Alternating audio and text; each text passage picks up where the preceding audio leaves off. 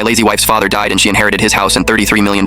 She kicked me out saying, find somewhere else to live or die. When her father, Thomas Greer, passed away, I thought grief might finally humble my wife, Lila. Instead, it made her cruel. Thomas was old school money, oil, land, and discipline. I'd been the one by his bedside those last months, feeding him soup and listening to his stories while Lila was too stressed to visit. When he died, she didn't cry. She ordered champagne. At the will reading, she sat in designer black and smirked like it was a fashion show. When the lawyer said she was the sole inheritor of the mansion and $33 million, she didn't blink, just crossed her legs and whispered, finally. That night, she looked at me over her wine glass and said, you can leave now. What? I don't need you anymore, Aaron. Find somewhere else to live or die. I don't care. I thought she was joking, until I came home 3 days later to find my clothes in trash bags by the curb. 7 years of marriage, gone with one sentence. I left quietly. A $49 motel room, flickering neon, and the smell of mildew became my home. But something kept nagging at me. Thomas's words from months before. You've got more heart than anyone in this family. Remember that, son. I called his lawyer, Mr. Keaton. The man nearly choked when I introduced myself. Aaron, your wife said you'd left the country. The next morning, I sat in his office as he handed me a thick envelope. This is the real will, he said. Lila's inheritance was conditional, dependent on how she treated her husband after Thomas's death. By kicking me out, she forfeited everything. That afternoon, the accounts froze. The mansion, the cars, the millions, all transferred to my name. When I drove back, she was on the porch screaming into her dead phone. What's happening? She cried. I held up the new deed. Just following your advice, I said. Found somewhere else to live. Her jaw trembled. You can't do this.